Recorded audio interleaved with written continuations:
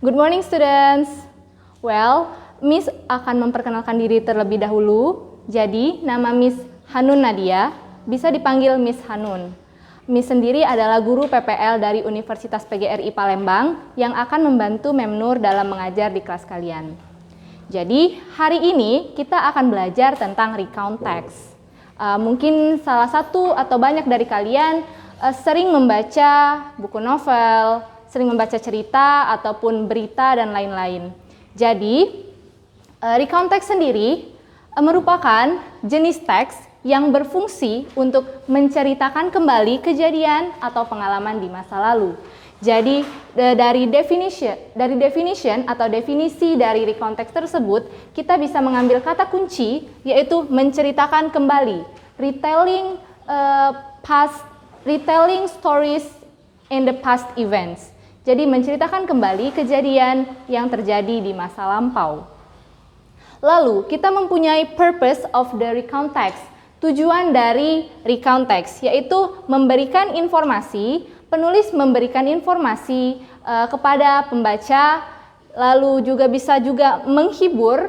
Jadi tidak semata-mata informasi yang diberikan, bisa juga merupakan hiburan dari hiburan yang kita kemas dalam bentuk recount text. Selanjutnya kita memiliki types of recount text. Jadi tipe-tipe recount text. Yang pertama adalah personal recount. Jadi personal recount ini adalah jenis recount text yang yang terjadi atau yang dibuat berdasarkan pengalaman pribadi dari si penulis. Berdasarkan pengalaman pribadi dari si penulis, jadi bisa merupakan cerita, misalnya cerita tentang apa yang kamu lakukan pada saat liburan kemarin, atau bisa juga seperti biografi tokoh-tokoh penting di dunia. Itu adalah beberapa contoh dari personal recount. Selanjutnya kita memiliki factual recount atau jenis recount text yang merupakan fakta-fakta. Jadi pada factual recount text isinya merupakan fakta-fakta umum atau kejadian-kejadian yang sudah terjadi, yang benar-benar terjadi. Contohnya seperti saat pewarta membacakan berita di televisi. Pewarta tersebut membacakan teks berita yang merupakan kejadian yang sudah terjadi. Jadi dia melaporkan berita tersebut. Berita tersebut sudah terjadi dan kita bisa melihatnya di tempat kejadian. Contoh lain dari factual recount juga bisa kita temui dari laporan. Biasanya ada laporan kepolisian ataupun laporan medis yang seperti itu. Selanjutnya ada imaginative recount. Jadi pada imaginative recount, penulis membuat cerita recount text yang berdasarkan hayalannya.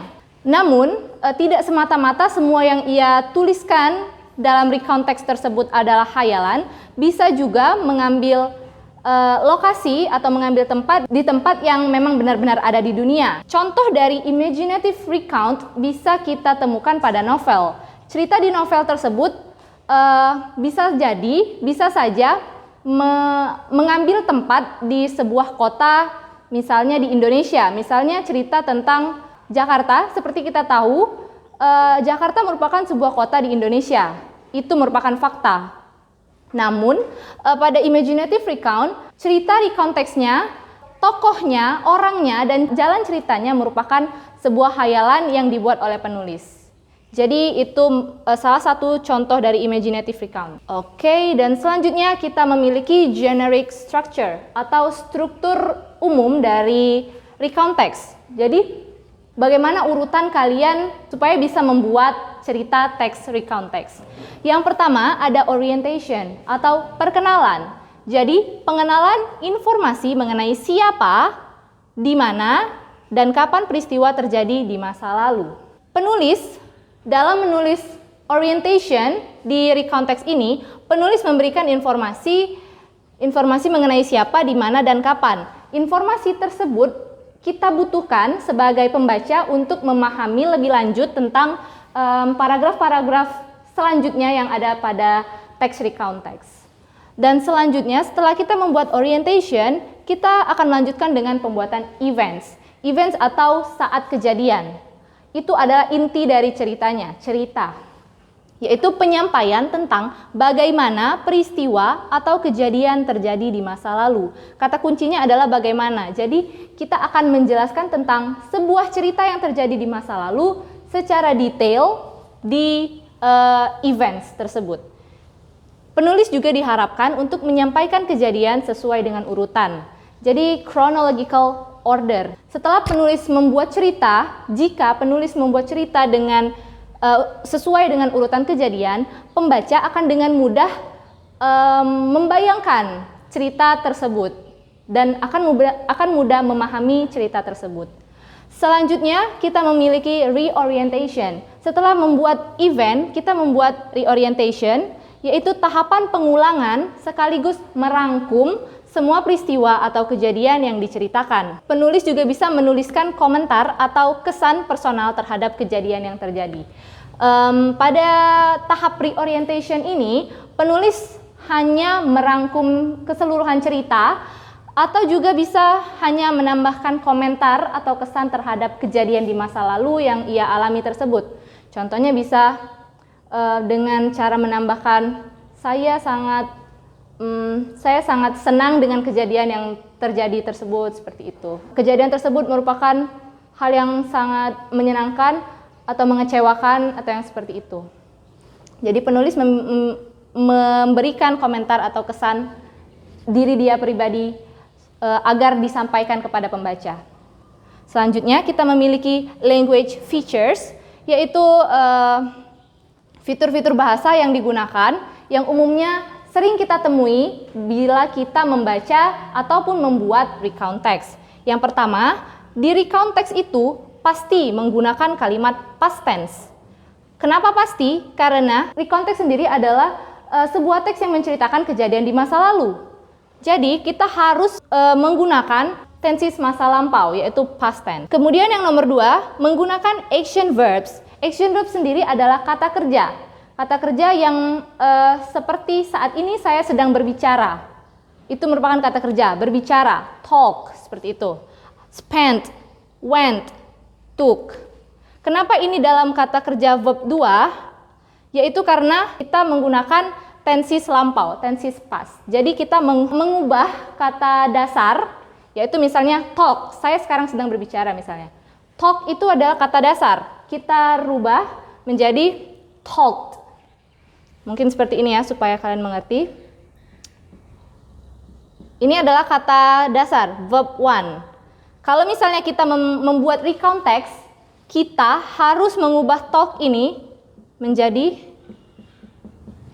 talked. Ini adalah verb 2. Sama seperti ini, sama seperti spent, went, took, dan lain-lain. Nomor 3, menggunakan adverb atau adverbial phrase. Jadi adverb di sini merupakan kata keterangan. Seperti last month, bulan lalu. Itu merupakan keterangan waktu, berfungsi untuk menerangkan waktu, last month. In Malang, menerangkan tempat kejadian. Lalu lately itu belakangan ini, waktu, menerangkan waktu. Dan yang terakhir yaitu menggunakan conjunction atau kata penghubung dan time connectives. Contohnya yaitu and, then, after that. Jadi saat kita menulis text recount text, untuk menghubungkan satu paragraf dengan paragraf lainnya, satu kejadian dengan satu kejadian yang lainnya, kita pasti menggunakan kata hubung. Bisa jadi seperti kalau di dalam bahasa Indonesia itu adalah dan, kemudian, lalu, akhirnya, yang seperti itu. Tinggal kita artikan ke dalam bahasa Inggris saja, seperti ini. Well, students, that's all the material for today. Jadi, itu saja penjelasan singkat tentang recount text. Nanti di Google Classroom, Miss akan memberikan contoh recount text dan juga beberapa soal untuk kalian kerjakan. Baiklah, Miss harap kalian bisa mengerti dari penjelasan Miss hari ini. Sekian yang bisa Miss sampaikan. Wassalamualaikum warahmatullahi wabarakatuh.